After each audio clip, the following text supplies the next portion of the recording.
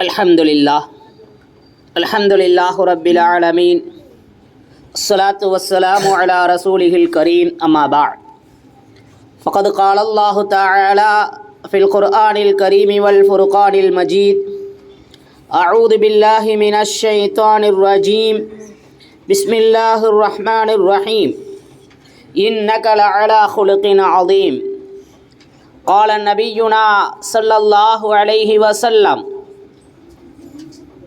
innamal a'malu binniyat wa innama likulli imri'in ma nawa aw kama qala alayhi salatu wassalam. Subhanaka la ilma lana illa ma 'allamtana innaka antal alimul hakim. Rabbi shrah li sadri wa yassir li amri wahlul 'uqdatam min lisani yafqahu qawli. Allahumma salli ala sayyidina nabiyyina maulana Muhammadin tibbil qulubi wa dawaiha wa afiyatil abdani wa shifaiha wa nuril absari wa diyaiha wa ala alihi wa sahbihi wa sallim. Sadaqallahul aliyyul azim. அருளாளன் அன்பாளன் அல்லாஹுவின் திருப்பெயரால் அன்பும் அருளும் ஆசியும் ஆதரவும் ஆருயிர் நாயகம் அன்னலம் பெருமானார் ஸல்லல்லாஹு அலைஹி வஸல்லம் அவர்களின் மீதும் அன்னாரின் வழி வாழுகின்ற வாழப்போகின்ற குறிப்பாக இந்த 147வது பெண்கள் பயான் நிகழ்விலே 10வது உஸ்வத்துன் ஹசனா நபி பெருமானார் ஸல்லல்லாஹு அலைஹி வஸல்லம் அவர்களின் வரலாற்று தொடரிலே கலந்து கொண்டிருக்கக்கூடிய நம் அனைவர்களுக்கும் அல்லாஹ் தன்னுடைய பேரருளை பொழிந்தருள்வானாக.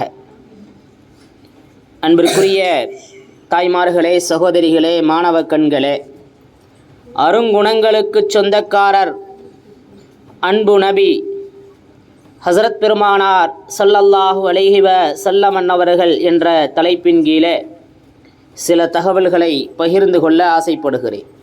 அன்பிற்குரியவர்களே, அல்லாஹ் நபி பெருமானார் ஸல்லல்லாஹு அலைஹி வஸல்லம் அவர்களை பற்றி இன்னக லஅலா குலுகின் அதீம், நபியே நிச்சயமாக நீர் மகத்தான நற்குணமுள்ளவராக இருக்கின்றீர் என்பதாக குறிப்பிடுகிறார். வார்த்தைகளால் வர்ணிக்க முடியாத அழகிய பண்புகளுக்கு சொந்தக்காரர் நபி பெருமானார் ஸல்லல்லாஹு அலைஹி வஸல்லம் அவர்கள். சிறந்த குணங்களை கொண்டவர்கள் நபி பெருமானார் ஸல்லல்லாஹு அலைஹி வஸல்லம் அவர்கள். மக்களின் இதயங்களின் ஆழத்தில் நபிகளாரினுடைய கண்ணியம் வேரூன்றி இருக்கிறது. இறை தூதராக நபியாக ஆகுவதற்கு முன்பே அவர்களின் வாழ்க்கை தூய்மையானதாகவும் நேர்மையானதாகவும் இருந்தது. இளமை பருவத்திலேயே நபி ஸல்லல்லாஹு அலைஹி வஸல்லம் அவர்களை அல் அமீன், நம்பிக்கையாளர், அஸ்ஸாதிக், உண்மையாளர் என்று மக்களால் அழைக்கப்பட்டவர்கள். எதிரிகள் கூட நபி பெருமானார் ஸல்லல்லாஹு அலைஹி வஸல்லம் அவர்களை குறை கூறியது இல்லை. பரம எதிரிகளாக இருந்த அபூஜஹல் கூட ஒரு முறை இப்படி சொல்வார், முஹம்மதே, நீர் கொண்டு வந்த மார்க்கத்தைத்தான் நான் பொய்யாக கருதுகிறேன், ஆனால் நீர் பொய்யரல்ல என்பதாக அபூஜஹல் கூறியதாக வரலாறு பதிவு செய்திருக்கிறது. இப்போ மார்க்கத்தைத்தான் பொய்யாக கருதுகிறேன், நீ பொய்யனல்ல என்பதாக அபூஜஹல் கூறிய அந்த தகவல்கள் கவனிக்க வேண்டியது. ரோம் மன்னர் ஹிர்கல் கூட அவருடைய அழைப்பின் பேரில் எதிரியாக இருந்த அபு சுஃபியான் அந்த அவைக்கு வருவார். அபு சுஃபியான் இடத்தில் இஸ்லாத்தை பற்றி சொல்வதற்கு முன்பாக நபியை பற்றி, முஹம்மதை பற்றி சொல்லுங்கள், முஹம்மது பொய் சொல்லியுள்ளாரா என்று நீங்கள் பழி ஏதும் சுமத்துகிறீர்களா என்பதாக ஹிர்கல் கேட்பார். அதற்கு அபு சுஃபியான் சொன்ன அந்த பதில் இருக்கிறதே கவனிக்கப்பட வேண்டியது. அவ்வாறு அவர் ஒருபோதும் பொய் சொன்னது கிடையாது.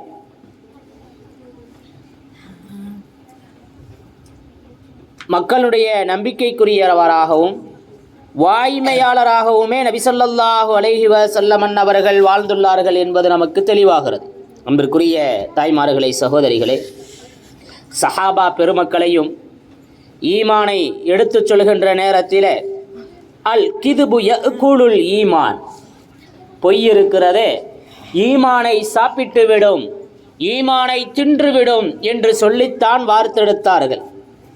எந்த சூழ்நிலையிலேயுமே நபி ஸல்லல்லாஹு அலைஹி வஸல்லம் அவர்கள் பொய் பேசியது கிடையாது. பொய்யினுடைய அந்த வாடையை கூட அவர்கள் நுகர்ந்ததும் கிடையாது. உண்மையாளராக, நல்ல மனிதராக, எல்லா மக்களும் விரும்புவராகத்தான் ரசூலுல்லாஹி ஸல்லல்லாஹு அலைஹி வஸல்லம் அவர்கள் இருந்திருக்கிறார்கள். அன்பிற்குரிய தாய்மார்களே, சகோதரிகளே, ரசூலுல்லாஹி ஸல்லல்லாஹு அலைஹி வஸல்லம் அவர்கள் அல்லாஹ் குர்ஆனில் சொல்லுவான், யா அய்யுஹல்லதீன ஆமனுத்தகுல்லாஹ வகூனு மஅஸ் ஸாதிகீன், இறை விசுவாசிகளே, ஈமான் கொண்டவர்களே, உண்மையாளர்களுடனே இருங்கள் என்பதாக அல்லாஹ் சொல்லுவான். அந்த அடிப்படையிலே ரசூலுல்லாஹி ஸல்லல்லாஹு அலைஹி வஸல்லம் அவர்களும் உண்மையாளராகத்தான் இருந்திருக்கிறார்கள். நபி அவர்கள் மிகவும் உண்மையாளராகவே திகழ்ந்தார்கள். எந்த நேரத்திலும் பொய் பேசியது கிடையாது. பொய்யான செய்தியை மக்களுக்கு என்றும் அறிவித்ததும் இல்லை. அல்லாஹ் குர்ஆனில் சொல்லுவான், வமா யன்திகு அனில் ஹவா, நபி இருக்கிறாரே அவர் தன்னுடைய மன விருப்பப்படி எதையும் பேசுவதில்லை. அது அவர் சொல்கிறது எல்லாமே இன்ஹுவ இல்லா வஹ்யி யூஹா, அது வஹியை தவிர வேறெதுவும் இல்லை என்பதாக அல்லாஹ் தனது மறையிலே சொல்லி காட்டுவான். அன்பிற்குரியவர்களே, நிச்சயமாக உண்மை நன்மைக்கு வழிகாட்டும்னு சொன்னாங்க ரசூலுல்லாஹி ஸல்லல்லாஹு அலைஹி வஸல்லம். உண்மை நன்மைக்கு வழிகாட்டும், நன்மை சொர்க்கத்துக்கு வழிகாட்டும். ஒருத்தர் உண்மையை பேசிக்கிட்டே இருந்தா கடைசியில் அவர் சித்தீக்குங்கிற பேருக்கு காரணமாயிடுறார். பொய் நிச்சயமாக தீமைக்கு வழிகாட்டும், தீமை நரகத்துக்கு வழிகாட்டும். ஒரு பொய் பேசிக்கொண்டே இருந்தால் அல்லாஹ்விடத்திலே பெரும் பொய்யர் என பதிவு செய்யப்படுவார் என்று சொன்னார்கள் ரசூலுல்லாஹி ஸல்லல்லாஹு அலைஹி வஸல்லம் அவர்கள். அன்பிற்குரியவர்களே, அந்த அடிப்படையில் பத்ரு போரில் கூட மக்கா காஃபிர்கள்லாம் முஸ்லீம்களோட சண்டை செஞ்சுக்கிட்டு இருப்பாங்க. குறைஷி படைகளின் தலைவர் ஒருத்தர் அபூஜஹல்கிட்ட கேட்பார், நபியின் பக்கம் சுட்டி காட்டி கேட்பார், உண்மையை சொல்லு நீ. அபூஜஹல்கிட்ட கேட்குறாரு. குறைஷி படை தலைவர் ஒருத்தர் அபுல்ஜஹல்கிட்ட கேட்குறாரு, உண்மையை சொல்லு நீ, இந்த மனிதர் எப்படிப்பட்டவர் அப்படின்னு கேட்பார். அப்போ அபூஜஹல், இவர் உண்மை பேசக்கூடியவர், இவர் உண்மை பேசக்கூடியவர். இப்போ அந்த குறைஷி தலைவர் அபுல் ஃபத்ஹர் அப்படின்னு சொல்லக்கூடிய அவர் சொல்லுவார், அவர் உண்மை பேசுகிறாருன்னா அவர் சொல்லக்கூடிய தீன் உண்மையானதாகத்தானே இருக்கும். அப்புறம் ஏன் நீ முஸ்லீம் ஆகலை, ஏன் முஸ்லீம்கள்கிட்ட சண்டை செஞ்சுக்கிட்டு இருக்கிற அப்படின்னு கேட்ட உடனே, நாம் பிலால் போன்ற அடிமைகளுடனே ஒன்று சேர்ந்து உட்கார்றது சாத்தியமில்லை, அதனால தான் நான் எதிர்க்கிறேன் அப்படின்னு அபூஜஹல் சொன்னதாக வரலாறு பதிவு செய்திருக்கிறது. ஆக அடிமைகள் அந்த காலத்திலே மிகவும் இழிவாக கருதப்பட்டார்கள். எனவே அபூஜஹல் நபியை எதிர்க்கிறதுல தீவிரம் காட்டினார். அதே மாதிரி தான் அபு சுஃபியானும், நான் ஏற்கனவே சொன்னேன், ஹிருக்கல் மன்னன்ட்ட அற்புதமாக எடுத்து சொன்னார், அவர் பொய் பேச மாட்டார் என்பதாக. ஆக ரசூலுல்லாஹி ஸல்லல்லாஹு அலைஹி வஸல்லம் அவர்களை எதிரிகளே உண்மையாளர் அப்படின்னு சொல்கிற அளவுக்கு மிகவும் வாய்மையாளராக இருந்திருக்கிறார்கள் ரசூலுல்லாஹி ஸல்லல்லாஹு அலைஹி வஸல்லம் அவர்கள். அன்பிற்குரிய தாய்மார்களே, மாணவ கண்மணிகளே, நபி ஸல்லல்லாஹு அலைஹி வஸல்லம் மதீனால ஆட்சியாளராக இருக்கிறாங்க. அவர்களை சந்திப்பதற்கு உமர் ரலியல்லாஹு தஆலா அன்ஹு அவங்க அங்கே வர்றாங்க. அவங்க பார்த்த அந்த காட்சி இருக்கிறதே, அவங்களே சொல்லி காட்டுறாங்க, நபி ஸல்லல்லாஹு அலைஹி வஸல்லத்தை பார்த்தேன் நான், பாயில் எதையுமே விரிக்காமல் படுத்திருந்தான். அதன் காரணமாக பாயினுடைய அந்த அடையாளம் அவர்களுடைய விழாப்புறத்திலே பதிந்து கிடந்தது. கூலம் நிரப்பப்பட்ட தோல் தடையணைய அவங்களுக்கு கீழே வச்சுருந்தாங்க. அவர்களுடைய கால் மாட்டில் பதனிடப்பட்ட தோலாலான ஒரு இலைகள் குவித்து வைக்கப்பட்டிருந்தன. தலைப்பகுதியில் தண்ணீர் வைக்கிற ஒரு பாத்திரம் தொங்க விடப்பட்டிருந்துச்சு. இதை கண்டதும் நான் அழுதேன். ஏன் அழுகிறீங்கன்னு நபி ஸல்லல்லாஹு அலைஹி வஸல்லம் அவர்கள் கேட்க, பாரசீக மன்னர் கிஸ்ராவும் இத்தாலிய மன்னர் கைசரும் எப்படியோ வாழ்க்கையை அனுபவிக்கும் போது அல்லாஹுவின் தூதராகிய நீங்கள் இப்படி இருக்கிறீர்களே என்று நான் சொன்னேன். அப்போ நபி ஸல்லல்லாஹு அலைஹி வஸல்லம் சொன்னாங்க, இந்த உலகம் இருக்கிறதே அவங்களுக்கும், மறுமை வாழ்வு இருக்கிறதே அது நமக்கும் இருக்கிறது, உமக்கு திருப்தி இல்லையா? ஆக மறுமை வாழ்க்கை நமக்கு தயாராக இருப்பது உங்களுக்கு திருப்தி அளிக்கவில்லையா என்பதாக ரசூலுல்லாஹி ஸல்லல்லாஹு அலைஹி வஸல்லம் அவர்கள் கேட்ட அந்த வார்த்தை எத்துணை எளிமையாக ஹபீப் பெருமானார் ஸல்லல்லாஹு அலைஹி வஸல்லம் அவர்கள் வாழ்ந்திருக்கிறார்கள் என்பதை நாம் நினைத்து பார்க்க வேண்டும். அன்பிற்குரியவர்களே, ரொம்ப நலிஞ்சவங்க, நோயாளிகள், இது போன்றவங்கள்ட்ட எல்லாம் நான் நலன் விசாரிக்கிறத வாடிக்கையாக வச்சுருந்தாங்க ரசூலுல்லாஹி ஸல்லல்லாஹு அலைஹி வஸல்லம். ஏழைகளோட ஏழையாக இருப்பாங்க, தோழர்களோடு ஒருவராக அமர்ந்திருப்பாங்க. புதிதாக வந்தவர்கள் யார் முஹம்மது ஸல்லல்லாஹு அலைஹி வஸல்லம் என்று அறிந்து கொள்ள முடியாத அளவிற்கு மிகவும் எளிமையை விரும்பினார்கள் என்று சொன்னால், ரசூலுல்லாஹி ஸல்லல்லாஹு அலைஹி வஸல்லம் அவர்கள் தன்னுடைய காலணிகளையும் தனக்கு தேவையான ஆடைகளையும் அவர்களை தைத்து கொள்வார்கள் என்று வரலாறு பதிவு செய்திருக்கிறது. அன்பிற்குரியவர்களே, அவங்களுடைய ஆடையை அவங்களே சுத்தம் செஞ்சுக்குவாங்க, ஆட்டுடைய பாலை அவர்களை கறந்து கொள்வார்கள் என்பதாக நாம் அவர்களுடைய பணிவை பார்க்கிறோம். அவர்களுடைய பணி அப்படி இருந்திருக்கிறது. ஒரு தடவை கூட ஒரு பயணத்தில் சமையல் செய்ய வேண்டிய தேவை ஏற்படுகிறது. இப்போ ரசூலுல்லாஹி ஸல்லல்லாஹு அலைஹி வஸல்லம் அவர்களும் நாம் ஏதாவது ஒரு வேலையை செய்யணும், அதில் ஒரு பங்கெடுத்துக்கிறணும்னு சொல்லி அந்த வேலைகளில் தாமும் ஒருவராக பகிர்ந்து கொள்கிறார்கள். அப்போ நபி ஸல்லல்லாஹு அலைஹி வஸல்லம் அவர்களும் விறகுகளை சேகரித்து வர்றதுக்கு தயாராகிறார். இப்போ சஹாபாக்கள் சொன்னாங்க, அல்லாஹுவின் தூதரே, ஏன் இந்த சிரமத்தை எடுத்துக்கிறீங்க? இதையெல்லாம் நாங்கள் பார்த்துக்கிறோம், இதையெல்லாம் நாங்கள் செஞ்சுக்கிறோம், எங்களுக்கு இது நல்லா தெரியும். அப்போ நபி ஸல்லல்லாஹு அலைஹி வஸல்லம் சொன்னாங்க, நீங்கள் செய்வீங்க தான், ஆனால் உங்களை விட நான் தனித்தவனாக என்னை உயர்த்தி காட்ட நான் விரும்பவில்லை அப்படின்னு சொன்னாங்க. இன்றைக்கி பல மனிதர்களுக்கு மத்தியில் தன்னைத்தானே பிரபலியப்படுத்திக்கிட்டு தானே முன்னோடி என்று சொல்லக்கூடிய அந்த சூழ்நிலைகளுக்கு மத்தியில் ரசூலுல்லாஹி ஸல்லல்லாஹு அலைஹி வஸல்லம் அவர்கள் சஹாபாக்களோடு சஹாபாக்களாக, தோழர்களோடு தோழராக வாழ்ந்திருக்கிறார்கள் என்று சொன்னால் அவர்களுடைய அந்த எளிமையை பற்றி என்ன சொல்வது? அன்பிற்குரியவர்களே, ரசூலுல்லாஹி ஸல்லல்லாஹு அலைஹி வஸல்லம் அவர்கள் அற்புதமான அருங்குணங்களுக்கு சொந்தக்காரராக இருந்தாங்க. அல்லாஹ் சொல்லுவான், நீங்கள் என்ன செய்யுங்க, உங்களுடைய பணிவு என்னும் இறக்கையை தாழ்த்துங்கள் அப்படின்னு நபிக்கு அல்லாஹ் உத்தரவிடுவான். ரசூலுல்லாஹி ஸல்லல்லாஹு அலைஹி வஸல்லம் ரொம்ப இரக்கமுள்ளவங்களாக இருந்தாங்க, ரொம்ப அன்பு செலுத்தக்கூடியவர்களாக இருந்தாங்க.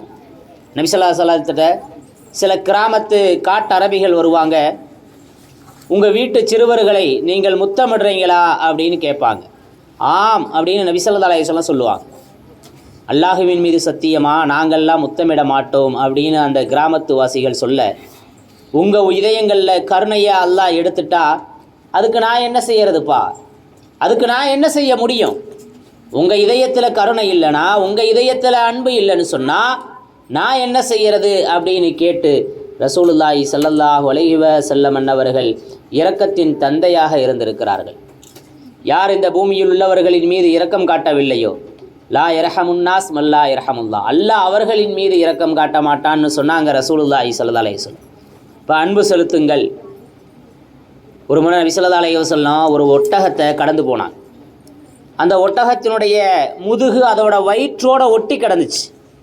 இப்போ நபி ஸல்லல்லாஹு அலைஹி வஸல்லம் சொன்னாங்க, இந்த வாயில்லா பிராணிகள் விஷயத்தில் அல்லாஹுவை அஞ்சி கொள்ளுங்கள். அது ஆரோக்கியமாக இருக்கையில், நல்ல நிலையில் இருக்கையில் அதில் சவாரி செய்கிறீங்க, அதை எப்படி நல்ல நிலையில் இருக்கையில் சவாரி செய்கிறீங்களோ அதே மாதிரியே அதை விடுங்க. அதற்கான அந்த உயிரினங்களுக்கு தேவையான உணவுகளை கொடுங்க அப்படின்னு சொல்லி எல்லா படைப்பினங்களின் மீதும் இரக்கம் காட்டக்கூடியவர்களாக ரசூலுல்லாஹி ஸல்லல்லாஹு அலைஹி வஸல்லம் அவர்கள் இருந்திருக்கிறார்கள். அன்பிற்குரிய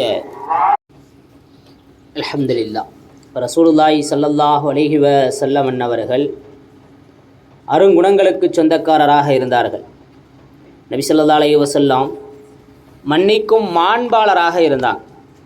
அவர்களுடைய அந்த மன்னிக்கும் தன்மையை இப்படித்தான் எடை போட முடியாது. இந்த அளவிற்கும் மனிதன் இருப்பானா என்று நாம் மூக்கின் மீது விரல் வைக்கும்படி அவர்களுடைய செயல்பாடுகள் இருந்தது.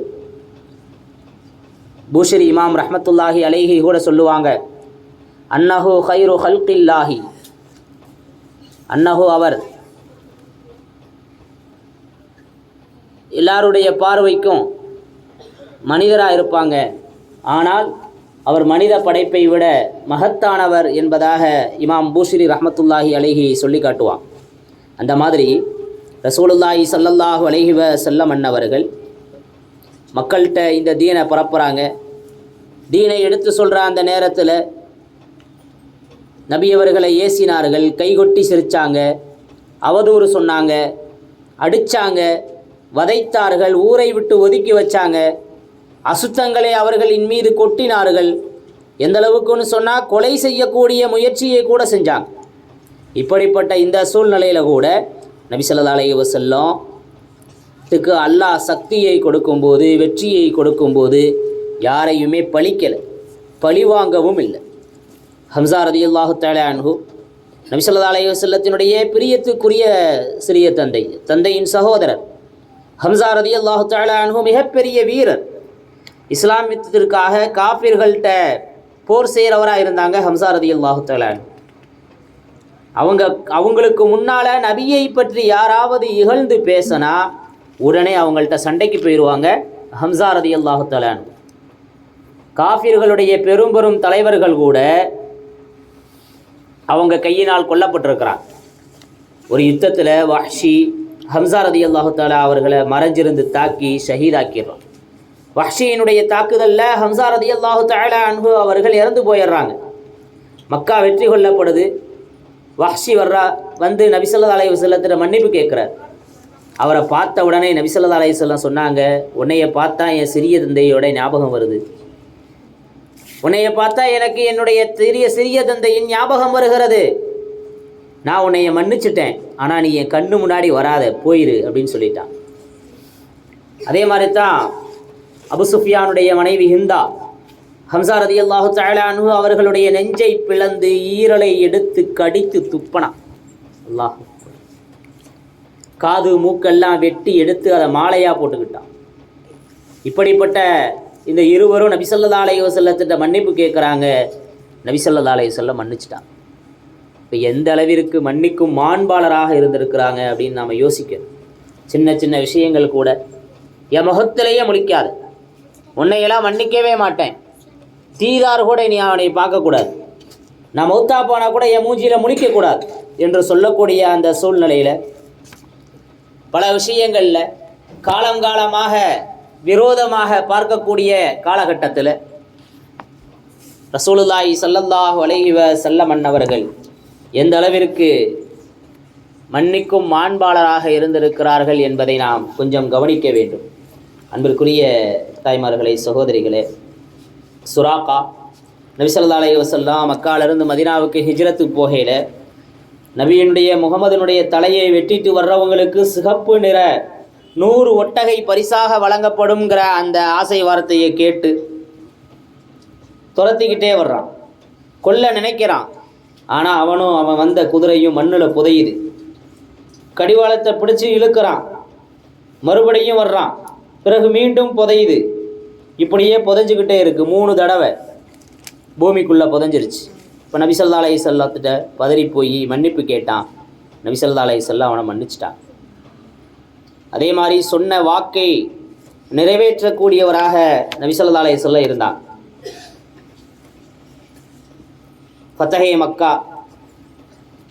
ஃபத்தஹே மக்கால கஅபாவுடைய சாவியை தல்ஹா ரலியல்லாஹு தஆலா அன்ஹு அவங்க வச்சுருந்தாங்க. இப்போ அவங்க இஸ்லாத்துக்கு வரலை. பல நேரத்தில் பல முறை நபி ஸல்லல்லாஹு அலைஹி வஸல்லம் கஅபால உள்ளே அனுமதிங்க அப்படின்னு கேட்பாங்க. ஆனால் அவர் மறுத்துருவார். ஒரு சூழ்நிலையில் நபி ஸல்லல்லாஹு அலைஹி வஸல்லம் சொல்லுவாங்க, தல்ஹா, ஒரு காலம் வரும், இந்த காபாவுடைய சாவி என் கையில் வரும், அதை நான் உன் கையில் கொடுப்பேன் அப்படின்னு சொல்லுவாங்க. அப்போ தல்ஹா ரலியல்லாஹு தஆலா அன்ஹு அவங்க இஸ்லாத்துக்கு வராமல் இருந்தாங்க. பிறகு ஃபத்ஹே மக்கால காபாவுடைய சாவி நபி பெருமானார் ஸல்லல்லாஹு அலைஹி வஸல்லத்திட்ட வருது. அலி ரலியல்லாஹு தஆலா அன்ஹு, அப்பாஸ் ரலியல்லாஹு தஆலா அன்ஹுலா வந்து அந்த சாவியினுடைய பொறுப்பை பராமரிக்கக்கூடிய பாக்கியத்தை எங்களுக்கு தரணும்னு கேட்குறாங்க.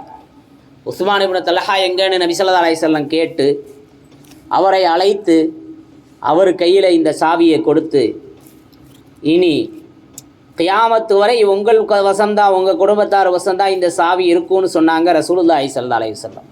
இப்போ வாக்கு கொடுத்தா அதை நிறைவேற்றுகின்ற மாண்பு ரசூலுல்லாஹி ஸல்லல்லாஹு அலைஹி வஸல்லத்திற்கு இருந்தது.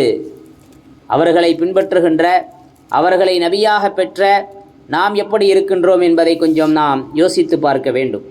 இப்படியாக ரசூலுல்லாஹி ஸல்லல்லாஹு அலைஹி வஸல்லம் அவர்கள் அருங்குணங்களுக்கு சொந்தக்காரராக, நற்குணங்களின் நாயகராக திகழ்ந்தார்கள். அன்பிற்குரியவர்களே, ஒரு தடவை ஒரு பயணம், அந்த பயணத்தில் ரசூலுல்லாஹி ஸல்லல்லாஹு அலைஹி வஸல்லம் சஹாபாக்கள்லாம் போகிறாங்க. தண்ணி தீர்ந்து போச்சு, கடுமையான தாகம். இப்போ நபி ஸல்லல்லாஹு அலைஹி வஸல்லத்திட்ட முறையிடுறாங்க. அலி ரலியல்லாஹு தஆலா அன்ஹு அவங்களையும் இன்னும் சில தோழரையும் அனுப்பி எங்கேயாவது தண்ணி இருக்கான்னு பார்த்துட்டு வாங்கன்னு சொல்கிறாங்க. அப்போ ஒரு வயசான அம்மா ஒட்டகத்தில் 2 தோல் துருத்தியில் தண்ணீரை எடுத்துக்கிட்டு போய்கிட்டு இருக்கிறாங்க. இப்போ அந்த மூதாட்டிகிட்ட பேசி அந்த மூதாட்டிகிட்ட இருந்த தண்ணியை வாங்கிக்கிட்டு அந்த தோழர்கள் வர்றாங்க. ரசூலுல்லாஹி ஸல்லல்லாஹு அலைஹி வஸல்லத்திட்ட கொடுக்குறாங்க. ஒட்டகத்தில் இருந்த அந்த தண்ணீரை அங்கே இருந்த எல்லா சஹாபாக்களுக்கும் கொடுத்தாங்க. தாகம் தீர சஹாபாக்கள்லாம் தண்ணியை குடித்தாங்க. அந்த அவர்களுடைய ஒட்டகங்களுக்கும் அந்த தண்ணியை கொடுத்தாங்க. ஒரு சஹாபி, ஒரு தோழருக்கு குளிக்க வேண்டிய தேவை இருந்தது, அதற்காகவும் தண்ணீர் கொடுத்தாங்க. இந்த நிகழ்வை எல்லாம் அந்த மூதாட்டி பார்த்துக்கிட்டே இருக்கிறாங்க. இறுதியாக ரசூலுல்லாஹி ஸல்லல்லாஹு அலைஹி வஸல்லம் அந்த மூதாட்டிக்கு கொடுத்த தண்ணீரை காட்டிலும் கொஞ்சம் அதிகமாகவே இருக்கிற மாதிரி திருப்பி கொடுத்தாங்க. இது நபிக்கு கொடுத்த மிகப்பெரிய நிஅமத், மிகப்பெரிய முஅஜிஸா. இப்போ அந்த மூதாட்டி அந்த தண்ணியும் வாங்கிக்கிட்டு, அந்த மூதாட்டி தண்ணி கொடுத்ததற்கு பகரமாக பேரிச்சம்பழம், நெய், மாவு, பாலாடக்கட்டி எல்லாம் ரசூலுல்லாஹி ஸல்லல்லாஹு அலைஹி வஸல்லம் அன்பளிப்பாக கொடுத்து அனுப்புகிறாங்க. அதை பெற்றுக்கொண்டு அந்த அவங்க ஊர்வாசிகள்கிட்ட போய் அந்த மூதாட்டியும் சொல்கிறாங்க, இந்த மாதிரி இப்படி முகமது இருந்தார், தண்ணி கொடுத்தேன், அவர் எனக்கு இந்த மாதிரி உபகாரம் செஞ்சார். அப்படி கொஞ்ச காலத்துக்கு பின்னாடி அந்த பகுதி, அந்த மூதாட்டி இருக்கக்கூடிய ஊர் பக்கம் எல்லாம் போர் நிகழுது. அப்போ இந்த ஊர் தான் அந்த மூதாட்டியுடைய ஊர் அப்படின்னு சொல்லப்பட்டுச்சு. எனவே அந்த ஊரை மட்டும் வித்துட்டாங்க. போருடைய எந்த ஒரு தாக்கமும் அவர்களுக்கு ஏற்படலை. இப்போ அந்த மூதாட்டி சொன்னாங்க, எல்லா ஊரையும் போர் சூழ்ந்துருந்துச்சு, போரினுடைய தாக்கம் இருந்துச்சு, நம்ம ஊருக்கு மட்டும் ஏன் இல்லைன்னு தெரியுமா? அன்னைக்கு நான் அவங்களுக்கு செஞ்ச அந்த உபகாரத்துக்கு அவங்க நன்றி செலுத்தி இருக்கிறாங்க. அவங்க அதற்கான மிகப்பெரிய நன்றியை செலுத்தி இருக்கிறாங்க. எனவே நாம் என்ன செய்வோம்? நமக்கு எந்த ஒரு இடைஞ்சலுமே செய்யலை. எனவே அவர்களுடைய கொள்கையை நாம் ஏற்றுக்கொள்ளலாமா அப்படின்னு கேட்டாங்க. அந்த ஊரார்கள் எல்லாம் சம்மதம் தெரிவித்த உடனே நபி ஸல்லல்லாஹு அலைஹி வஸல்லத்தில் அந்த ஊரார்களை அழைச்சிட்டு வர்றாங்க. அனைவருமே இஸ்லாத்தை ஏற்றுக்கொண்டார்கள் என்று வரலாறு பதிவு செஞ்சிருக்கு. இப்படியாக ரசூலுல்லாஹி ஸல்லல்லாஹு அலைஹி வஸல்லம் அவர்கள் யாருமே யோசித்து பார்க்க முடியாத அற்புதமான அருங்குணங்களுக்கு சொந்தக்காரர்களாக இருந்தார்கள். எல்லாம் வல்ல அல்லாஹ் சுப்ஹானஹு தஆலா அந்த அருங்குணங்களின் நாயகரின் வழிமுறையை பின்பற்றி அந்த அருகுணங்களை எடுத்து நடந்து நமது வாழ்வையும் ஜன்னத்திற்கு தகுதியானதாக ஆக்கி வைப்பானாக. வாஹிரு தஅவானா அனில் ஹம்துலில்லாஹி ரப்பில் ஆலமீன். அஸ்ஸலாமு அலைக்கும் வரஹ்மத்துல்லாஹி தஆலா வபரகாத்துஹு.